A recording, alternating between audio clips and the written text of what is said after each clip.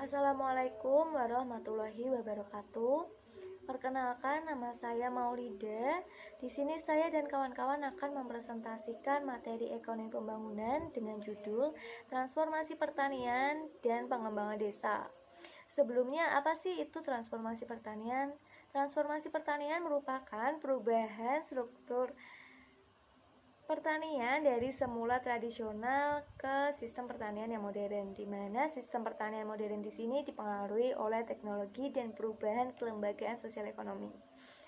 Nah, sektor pertanian berpengaruh kepada tingkat pertumbuhan ekonomi karena mayoritas penduduk di pemukiman desa memiliki mata pencarian sebagai petani untuk memenuhi kebutuhan hidupnya. Berdasarkan data pada Badan Pusat Statistik, laju pertumbuhan ekonomi pada tahun 2017 sampai tahun 2019 cenderung mengalami fluktuatif. Namun tingkat kecenderungannya meningkat. Pada tahun 2017 PDB sebesar 88,50%. Pada tahun 2018 PDB sebesar 88,25%. Pada tahun 2019 PDB sebesar 87,50%. Indonesia sendiri telah merancang pembangunan ekonomi menurut teori Rostow yang dikemukakan melalui 5 tahap, diantaranya pertama, tahap masyarakat tradisional, di mana pada tahap ini cara produktivitas masih turun-temurun, masyarakat bermata pencarian petani, dan sistem kelembagaan masih sederhana. Kemudian tahap pratinggalan das, di mana tahap ini sudah ada transisi dari masyarakat, di mana masyarakat mulai mempersiapkan dirinya untuk pertumbuhan atas kekuatan sendiri atau biasa disebut dengan self-sustained growth. Kemudian di sini juga ada faktor penambah yakni sektor investasi. Next, pada tahap tinggalan das. Pada tahap ini masyarakat sudah mulai merambah pada sektor industri, sistem pertaniannya sudah mulai maju, kemudian sektor pemerintahannya juga sudah mulai berkembang dan laju pertumbuhan ekonomi sudah mulai meningkat. Kemudian lanjut ke tahap menuju kedewasaan, di mana tahap ini faktor teknologi sudah mulai mempengaruhi ke segala kegiatan produktivitas. Kemudian lanjut ke tahap konsumsi tinggi, di mana pada tahap ini masyarakat sudah mulai memperlihatkan Selanjutnya tahap konsumsi tinggi, di mana masyarakat di sini sudah mulai memperhatikan tingkat konsumsi dan tingkat kesejahteraan masyarakat. Atmosfer menganalisis mengenai syarat-syarat pembangunan pertanian. Ada 2 syarat. Yang pertama syarat mutlak dan syarat pralancar. Syarat mutlak diantaranya yang pertama adanya pasar untuk hasil usaha tani. Produk pertanian tersebut tentunya akan dijual ke pasar atau didistribusikan ke wilayah-wilayah dengan harga yang tinggi untuk menutupi biaya produktivitas dan jasa yang dikeluarkan ketika melakukan kegiatan pertanian. Yang kedua, teknologi yang senantiasa berkembang. Kemajuan teknologi terus meningkatkan produksi pertanian. Misalnya melalui penggunaan cara-cara bagaimana menyebar bibit, kemudian bagaimana cara membasmi hama, kemudian bagaimana cara memelihara tanaman, dan lain sebagainya. Yang ketiga, tersedianya bahan-bahan dan alat-alat produksi secara lokal. Tersedianya bahan dan alat tersebut merupakan syarat yang penting untuk memperlancar produktivitas dari pertanian. Adanya bahan dan alat tersebut dapat mengurangi biaya produksi dan akhirnya dapat menekan harga produk pertanian agar tidak mahal. Yang keempat, adanya perangsang produksi pertanian. Faktor perangsang di sini yakni keuntungan yang didapat dari pertanian, di mana keuntungan di sini dapat adanya perangsang produksi bagi petani. Faktor perangsang yang utama yang membuat petani bersemangat yaitu meningkatkan produksi pertanian dengan harga hasil produksi, di mana ketika kualitas produk dari pertanian ini baik, maka harga produksinya juga semakin baik. Kemudian tersedianya pengangkutan yang lancar dan kontinu. Tanpa pengangkutan yang efisien dan murah, keempat syarat tersebut juga tidak dapat berjalan dengan efektif. Karena produksi pertanian harus tersebar dan membawa produk pertanian ke wilayah-wilayah di seluruh Indonesia dan kota-kota besar. Selain itu juga ada tahap-tahap pralancar, diantaranya pertama pendidikan pembangunan. Pendidikan non-formal ini penting untuk para petani seperti pengadaan sosialisasi, penyuluhan, pelatihan untuk meningkatkan produktivitas petani. Yang kedua, kredit produksi. Untuk meningkatkan produksi, tentunya petani harus membeli bibit, membeli obat hama atau dan lain sebagainya, yang mana perlu pengeluaran biaya dalam jumlah besar. Tentunya lembaga pengkreditan di sini juga merupakan salah satu faktor pralancar dalam produktivitas pertanian. Kegiatan gotong royong petani. Kegiatan gotong royong petani ini merupakan kegiatan non-formal di mana terdapat shock dari sektor petani seperti musibah banjir, angin topan yang membuat petani tersebut gagal panen. Untuk itu perlu adanya kerjasama antara kelompok tani satu dengan kelompok tani lainnya. Kemudian yang keempat, perencanaan nasional pembangunan pertanian.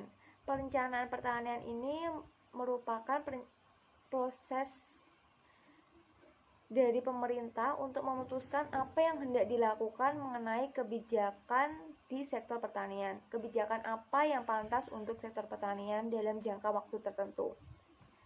Kemudian perbaikan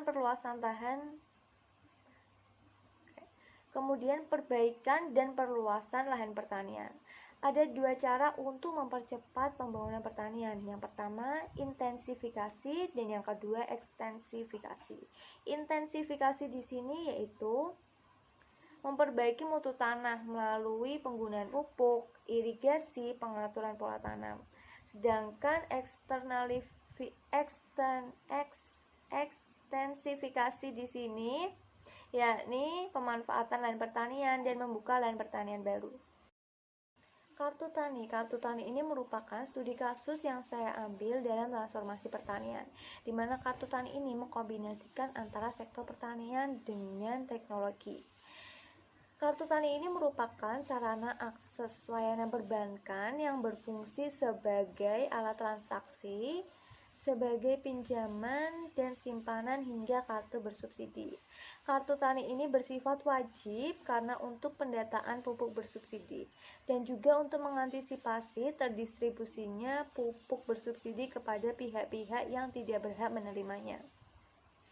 Untuk mengecek kuota dari pupuk bersubsidi ini dapat dilakukan di kios terdekat dengan mesin electric data capture atau EDC. Untuk membantu kegiatan program Kartu Tani ini, pemerintah melakukan pengawasan secara berkala seperti penyuluhan, sosialisasi, dan pelatihan dan pengecekan langsung tentang kondisi pertanian.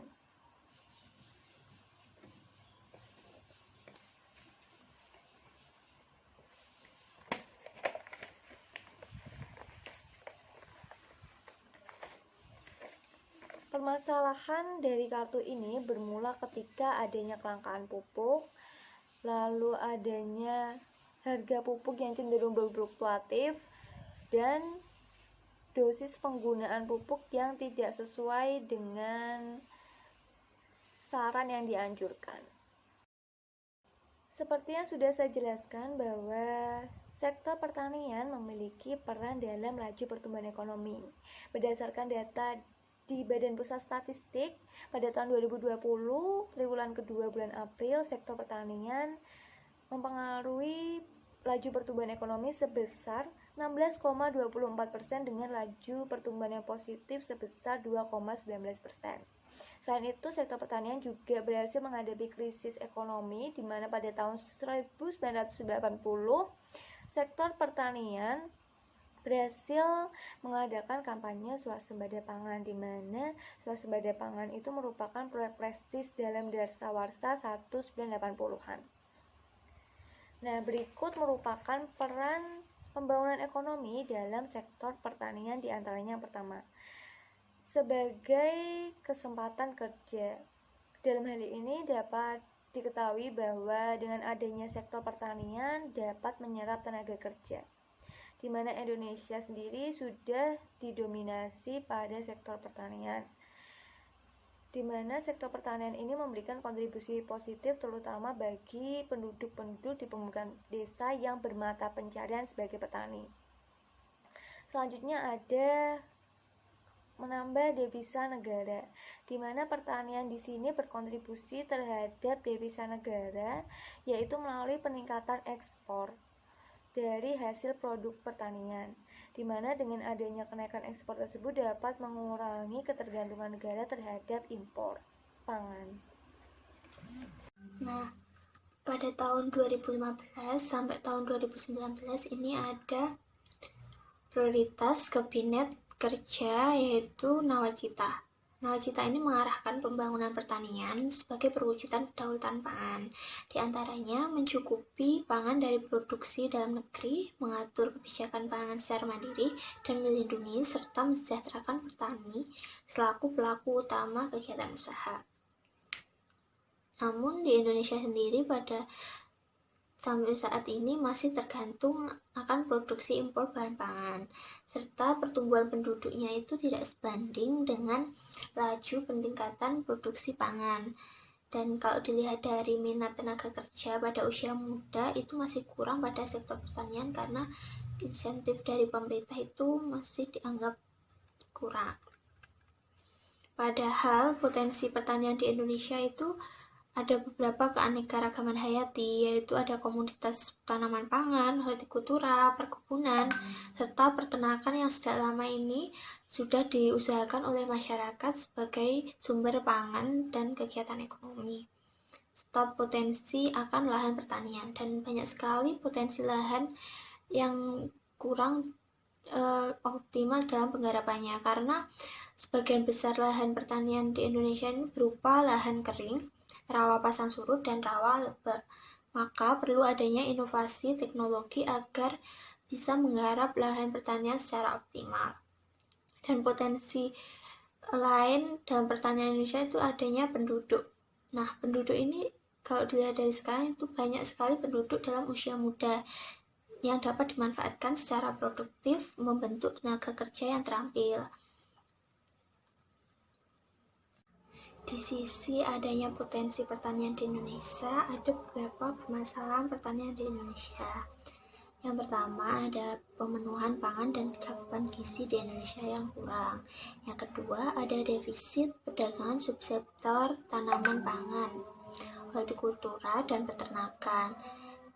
Nah, untuk saat ini penyumbang ekspor itu dari subsektor perkebunan yang defisit. Yang ketiga, status dan luas kepemilikan lahan. Ini terjadi karena banyaknya alih fungsi lahan pertanian.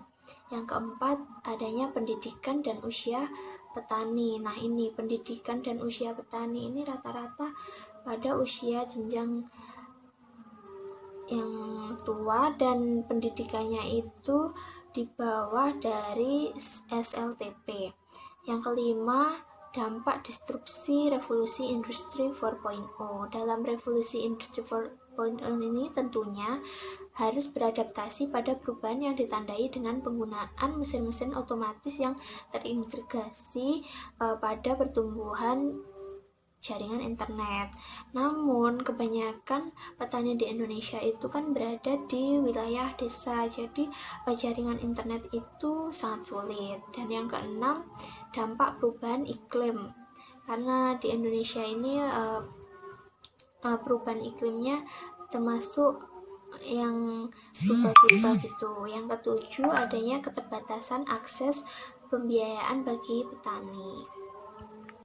Adanya potensi dan kendala yang terjadi pada sektor pertanian ini, maka perlu adanya peningkatan produktivitas dengan pengembangan produk, tentunya dengan perluasan produksi melalui promosi produk-produk pertanian, penguatan platform informasi ekspor-impor yang mencakup pasar, regulasi, dan prosedur, serta insentif kebijakan kerjasama bilateral dan multilateral. Ini agar minat generasi muda itu juga dapat meningkat, serta pertanian ini diakui sebagai pelaku usaha ekonomi yang produktif berstatus layak kredit dan diposisikan pada arus utama ekonomi. Yang keempat yaitu perlunya empati terhadap permasalahan yang dihadapi oleh petani ini, sehingga menjadikan petani itu sebagai subjek pelaku usaha, bukan hanya objek pembangunan saja, sehingga akan menimbulkan keinginan petaninya sendiri itu untuk meningkatkan produksi pangannya gitu.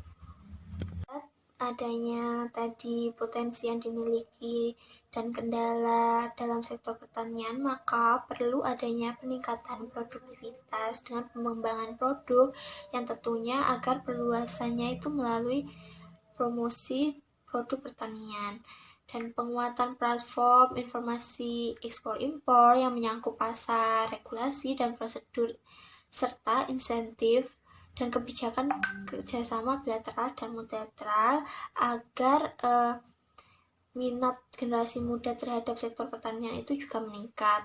Dan petani itu diakui sebagai pelaku usaha ekonomi yang produktif, berstatus layak kredit, dan diposisikan pada arus utama ekonomi.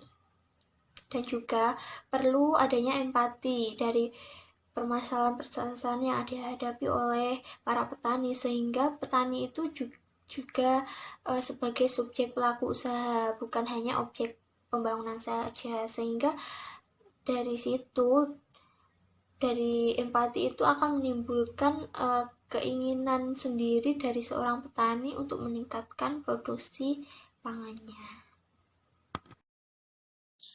Selamat pagi teman-teman, semoga masih tetap semangat. Saya akan melanjutkan presentasi dari Mbak Maulida dan Mbak Dinar tentang transformasi pertanian dan pembangunan desa. Jadi transformasi pertanian itu merupakan salah satu pengejawantahan dari pembangunan desa, karena kalau kita lihat kebanyakan desa itu yang sudah maju dan mandiri itu bertumpunya ada dua, yaitu di sektor pertanian dan sektor wisata ya. Baik, saya akan lanjut ke latar belakang langsung. Yang pertama yaitu ada Undang-Undang Nomor 6 Tahun 2014 tentang Desa. Itu yang mengatur nanti bagaimana tupoksi desa. Jadi sekarang untuk pengambilan keputusan lebih cepat. Nah, itu nanti juga bisa masuk di latar belakang yang kedua, yaitu tentang kondisi atau karakteristik desa yang berbeda, jadi dibutuhkan perlakuan yang berbeda. Nanti desa bisa membentuk perdes atau peraturan desa.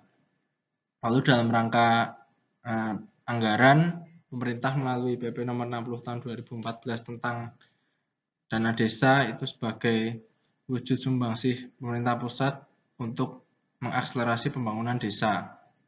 Setelah itu, Kemendes PDT juga membentuk indeks desa membangun untuk mengetahui bagaimana efektivitas dari dana desa ini. Nah, di indeks desa membangun itu merupakan klasifikasi desa didasarkan ada 5 tingkatan. Yang pertama yaitu sangat tertinggal, berkembang, maju, dan mandiri. Nah, klasifikasi desa ini juga akan mempengaruhi besaran dari anggaran dana desa tiap desa.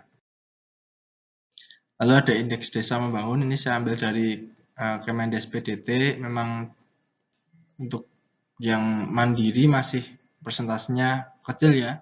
Kebanyakan memang desa kita statusnya masih di berkembang dan tertinggal.